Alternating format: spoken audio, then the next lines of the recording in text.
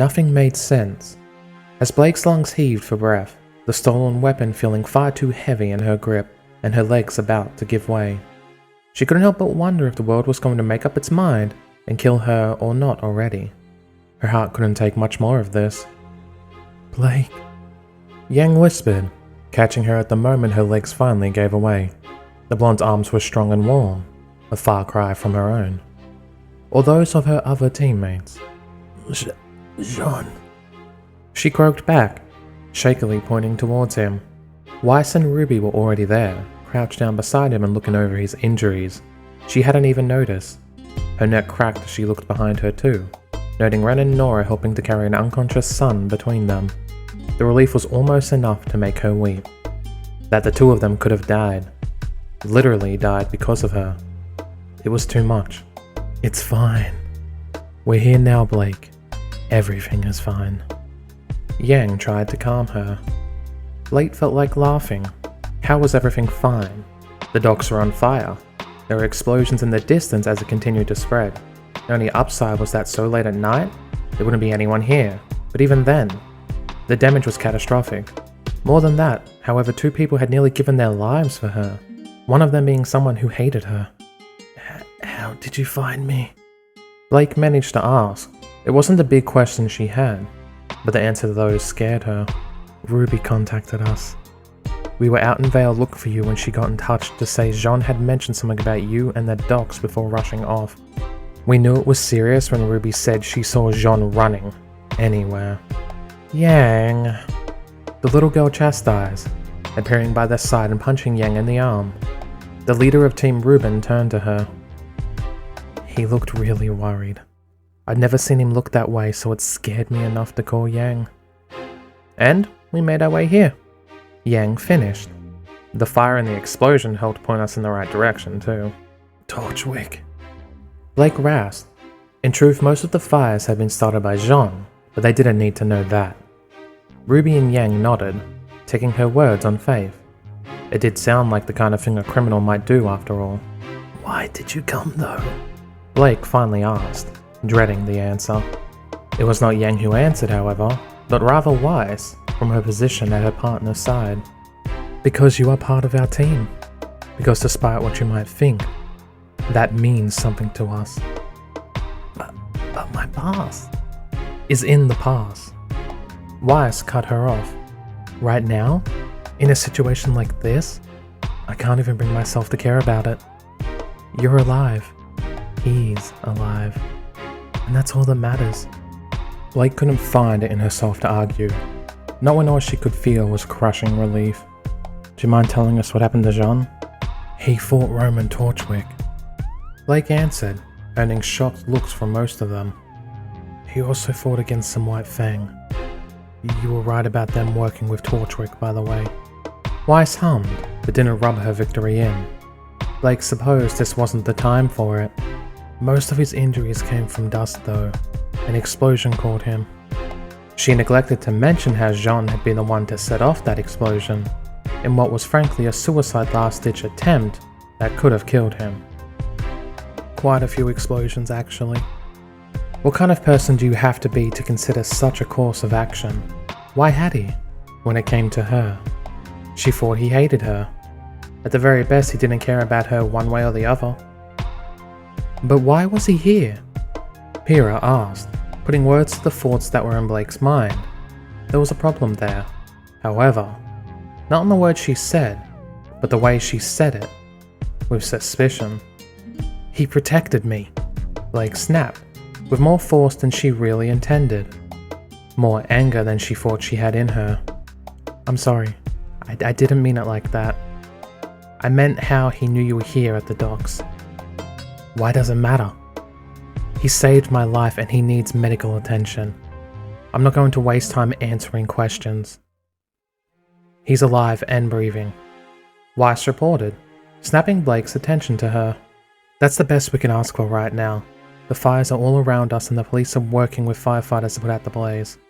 I'm sure by now there's a bullhead from Beacon on the way." Blake watched as the white-haired girl shifted her partner's head so that it rested on her leg, and not the hard, unforgiving ground.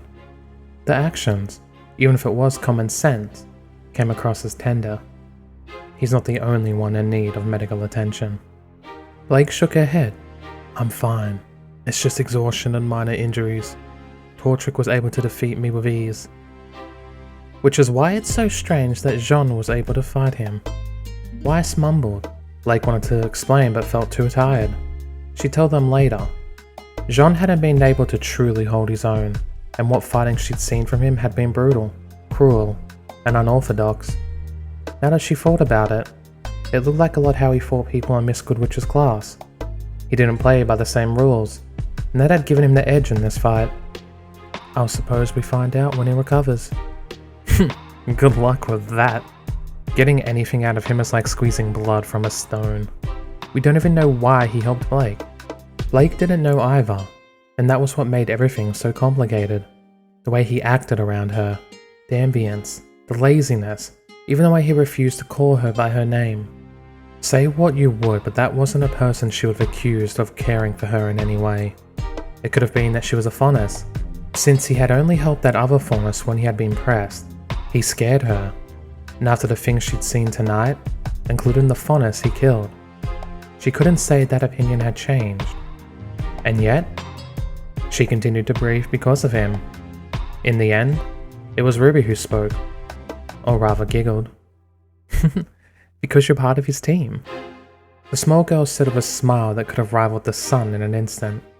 Because despite what you might think, despite what he says and how he acts, that means something to him. Weiss snorted, no doubt amused at having her words thrown back in her face. She didn't argue. However, she simply brushed a few locks of sweat-drenched hair away from his forehead. Yang was silent too, still supporting Blake but not looking away from the fires that raged around them. Could that be it? Could such a simplistic suggestion honestly be the truth? It seemed foolish, especially with how cynical he was, and yet there was no denying the broken and bleeding figure before her, who had faced a dangerous criminal for no other reason than to protect her life. And he does it again. Yang whispered, sounding somewhere between pleased and frustrated. I'm 17 and I already feel too old for this. He really did save your life, didn't he? He had, and more than that. He risked so much, and as the bullhead that appeared above them began to descend, Blake made her decision. It wasn't the rhythmic sound of the heart monitor that woke him, nor was it the stinging pain of something in his arm. Those were sensations he experienced as he was walking, things he noticed on the slow ascent from the depths of his own mind. No. What woke him up was the scent of coffee, along with the quiet sound of a mug clicking onto a plate. He groaned lightly, fighting the temptation to surrender to sleep once more. The lights were not bright, in stark contrast to many hospitals, but then again, Beacon's resident medic was also a stark contrast to just about anyone with a PhD. It wasn't hard to recognize the Beacon infirmary. He had visited it enough times. Good evening, Mr. Ark. A dreadfully familiar voice greeted. Jaune cracked a single eye open, trying for his best baleful glare and probably not doing a very good job at it. Coffee? That must have been very bad if you're what greets me in the afterlife. I suppose your sarcasm preludes the question as to any memory damage. You have been unconscious for 3 days now if you are interested. Funnily enough, he wasn't. Sure, it was important information to have, but considering he'd just woken up, his immediate thoughts had been water, food, and a toilet, in no particular order. Your little jaunt the other day, Mr. Ark, has caused quite the stir for the people of Vale. The headmaster went on, heedless of the student's plight. You might be interested to know that the fires were only put out 36 hours ago. Thankfully, it being both a weekend and the middle of the night, there were no casualties. No civilian casualties, he meant. Jaune could still remember killing those White Fang members. It was a vague sensation anyway, more like a hazy memory. All he could specifically remember was a burning anger, a rage that he couldn't contain. I think I should add, Mr. Ark, that Miss Goodwich mentioned you could not use unsanctioned equipment in spas. Military aircraft were somewhat implied in that list. To be fair, it wasn't a spa. Jaune's sarcastic reply didn't sound quite so witty when it came out in a croaky voice. It wasn't. I thought I might mention it because Galinda has seen fit to add it to the list, just in case, Mr. Ark. Jaune's expression was flat as the man laughed at what he assumed was a joke. I don't believe a student has caused her such problems before, Mr. Ark. You ought to be proud. Or afraid. Personally, I would go for the latter, but it seems you're an unusual case. What happened? Osmond's face became serious. Naturally, as the first and the last people on the scene, and with the warehouses and thus the CCTV damaged beyond all repair, Miss Belladonna and you are the only ones with that knowledge. I have already asked your teammate for her account. She explained how you approached and landed your bullhead on the docks, only to be fired upon by the White Fang, whose reckless aim ignited several dust containers. After fighting in her defense and holding your own against Roman Torchwick, you were injured when the Veil's Most Wanted decided to shoot another dust container to escape. Does this coincide with your own account, Mr. Ark? Yep, that pretty much sums it up. He said, coming up with a different story would have surely gotten him expelled, but also straight into prison. How convenient. Ozpin rolled his eyes, as though the lie wasn't obvious enough. Well, you might rest assured that the VPD were quick to pin the blame on Torquich too, along with the Council, SDC and the Veil Docs themselves, and, in an effort to promote confidence in hunters, the victory has been attributed to the rapid response by Beacon Academy. That sounded about right. Torchwick couldn't complain about it, and the whole thing would only enhance public opinion against the man, while also making the people feel safer in their homes. Criminal damage was normal, familiar and standard. Crazy hunter students causing hundreds of millions of line in damage? A little less so. Your team has spent much of the last 3 days by your side, Mr. Ark. Osmond suddenly said, startling Jaune a little. They had? Why would they do that for someone like him? You are surprised? The man's smile was just a little too smug. Perhaps I should leave it to them to explain, for I am sure you'll be hearing it from them soon enough.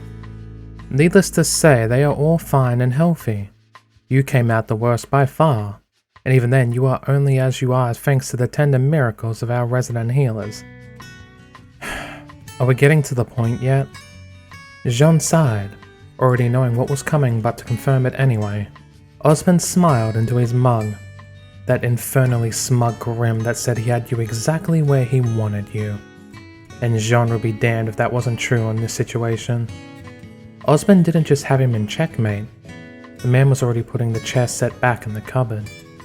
Well, I suppose we could talk about your actions.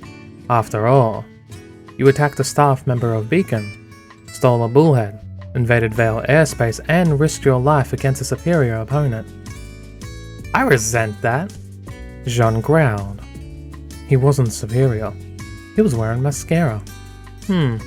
Quite. Regardless, bring up those offenses, you should be expelled from Beacon, and perhaps arrested for 1 or 2 of them as well. The headmaster's expression turned stern. And for one of them, you should have died. Be thankful you did not. Not like it would have meant anything. Jaune felt like saying, only that he couldn't. He would have reset if that had happened. In a sense, it would have meant nothing. But at the same time, it would mean a new set of family. One at this point he would have to run away from. A mother and father in pain. Sisters who felt like he hated them. He didn't want to see that. You will not be punished for this, however, Mr. Ark. For both Galinda and I, not to mention my colleagues, consider your actions to be reckless and foolish, but ultimately undertaken with the intention of saving the life of someone under your charge. Upon learning this, even the security guard you knocked out has requested clemency on your behalf. I do not say this often, Mr. Ark, but personally, I am very proud of what you did. That shouldn't have meant anything to him, but in some strange way it did. Maybe it was the constant negativity. Maybe it was the self-hate he felt at what he'd put his friends through. But whatever the case, hearing someone acknowledge what he'd done did make him feel a bit better. Even if it was Ozpin. But you will still have detention every night until the semester ends. What? Jaune's face fell. But you said you approved. You said everyone did. Even the guard isn't even going to press. and the bullhead is covered by insurance. However, 8 hours of meetings, over 100 cups of coffee, 2 sleepless nights, and a press conference. The man's eyes glared out from behind his glasses. Not to mention paperwork like the which I did not know existed. Rest assured, Mr. Ark, you should be thankful of these detentions. Galinda expressed a desire to have you demonstrate as her opponent in her next lesson, stating that it would be a cold day in hell when you managed to cheat her in the ring. Jaune's face went pale at the thought of that. Maybe detention wasn't so bad after all. The only way he could think to beat Miss Goodwitch was to not show up, in which case he fully expected she would hunt him down like a Beowulf. Austin patted his arm through the bedsheets, smiling down at Jaune as he rose up. Either way, I have paperwork to get to, Mr. Ark. Do take some time to recover and regain your strength. The grey-haired man made his way over to the door, cane clicking with each step. As he opened it, however, he paused, raising one hand as though he had just forgotten something. Ah yes, one last thing. I'll look forward to seeing you again next semester, Mr. Ark. The door shut behind him, as did Jaune's eyes as he let out a loud sigh. It started to open again before he could gather himself. Recognizing the voices behind it, Jaune clamped his eyes shut, relaxing his body as he feigned sleep. He wasn't prepared to face them yet, not before he managed to come up with some rather epic excuse. A whole set of feet stomped into the room, though with his eyes shut, he couldn't guess how many. Oh, I thought he was going to wake today. Ruby managed to somehow sound like a wounded puppy as she whined. It took more energy than he dared admit to not leap up and assure her he was okay. They said he might wake up. If he still needs to rest, then is exactly what we will give him. Calm down, Mum. Yang, of course, and he could just about hear the sound of Weiss's temper beginning to fray. Just because Dad isn't awake to take care of your needs, it is no excuse to take it out on us. Yang? I mean, you're being wise cold to your own daughters. I swear, Xiaolong, I will end you. I'm sure if you're frustrated you can borrow one of Blake's books. I heard they're so good they'll make you touch your shelf. If you two are going to argue, then you might need to take it elsewhere. That was Blake, rescuing them all from death via bad pun. She sounded okay, at least uninjured, and there was no real reason for Osmond to lie to him. If he needs rest like Weissy says, then don't you think waking him up would be counterproductive? I guess we'll leave him be then. I brought him all this food too. Can't really just leave it here. Yes, you can. Just leave it on my bed. We can eat it. Ruby suggested, making Jaune's fingers twitch. Remnant to Yang. Remnant to Yang. Put the food down. Do not touch the food. Sure. Yang agreed with a laugh, making him curse internally. Damn it, Ruby. Well, I guess we'll have to give him till tonight. You girls coming? There was a chorus of agreements from the assembled members of the team plus one, except for Blake, who he could sense was stood by his bed. You guys go ahead. I'll catch up. He didn't hear the reply of the others, mainly since they all said them at the same time, but he remained silent as they left, the door closing behind them with a soft click. They're gone now, Jaune, Blake said, letting out a quiet sigh. He wondered if she expected him to say anything, but he stayed quiet, still unwilling to answer any questions. He had to think up reasons for his actions, answers for the questions they would so obviously ask. I guess you're still asleep. As always, Blake. Your powers of deduction are incredible. Maybe it'll be easier to talk to you like this anyway. There is a lot I should say. Or rather, a lot I think I should say. It's never that easy, is it? It'll never get any easier either, he felt like adding. Even with all these repeats, all his foreknowledge and experience, it didn't get any easier. But a recovering person probably wouldn't have been quite so metaphysical. So he instead let out a quiet breath and stayed still. I guess I should start by saying I'm sorry. You were right about the White Fang, as much as I didn't want to admit it. I'm not even sure why I was so stubborn about it. I left the moment I realized what it was like. Surely that would absolve me any guilt. And yet, even so, I clung to the idea that it wasn't that bad. It was so stupid. If it wasn't that bad, then I would have never left. I don't know what I was thinking. You were thinking that you didn't want the last decade of your life to have been wasted. That you didn't want the man you used to love to have been a monster all along. There was nothing instinctual wrong in those ideas, those desires. And then Sun decided to follow along. All because he had some silly crush on me. And he nearly died for it. Because of me. We would have both died. Both of us. If it wasn't for you. That wasn't true. They would have survived if it wasn't for him. If it wasn't for him, they would have had Ruby as the leader of the team. A girl who would have stood by Blake the entire time. Someone who would have stopped Torchwick without having setting half the warehouse on fire. She would have been a better team leader than him. She usually was, even when he was the leader of Team Juniper, and he had hundreds of years of experience at the job. I never trusted you. Maybe it was the way you acted on that train. Like you didn't even care about whether Adam and I might do. From what I've seen now, I fully expect that if we had tried something, you would have detonated the bomb in Adam's hand and killed us all. Probably. Then when we got to Beacon as well, you made me angry, suspicious and paranoid at the same time. You could have revealed my secret at any moment and yet you didn't. But the way you kept hinting at it, it was clear you always knew. I was scared that you would tell everyone, but at the same time, scared that you might somehow take advantage of it, or me.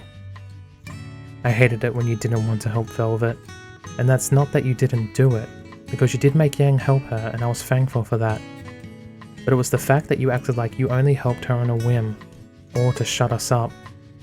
I started thinking, what if he's only hiding a secret on a whim too? What if at any moment he might turn for someone who doesn't care enough to say something, into someone who wants vengeance, or just to see me squirm? And then I saw you attack Cardin in that classroom.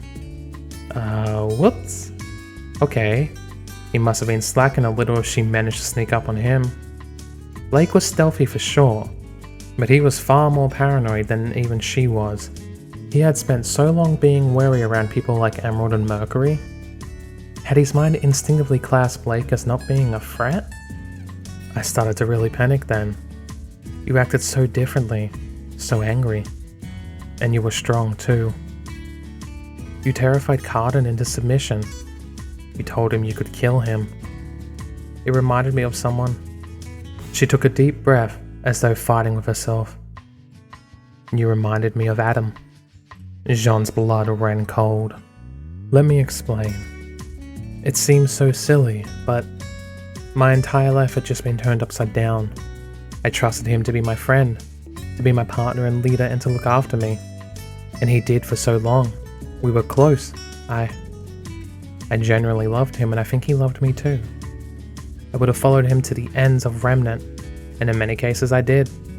Blake's words were rushed, spilling forth in one long confession. She broke off for a moment, struggling with something before letting out a long sigh. And then I found out he wasn't the person I thought he was. Suddenly I realized he had lied for so long, and worse. I'd let myself fall for it. I felt betrayed. By the very person I was supposed to rely on. I think it was the same with you. I saw Adam in you without even seeing you. It was wrong of me, I admit. But I was mistrustful and biased against you from the start. I was so sure you'd just be like Adam that whatever you did something I didn't like, I started to think of what similarities that had.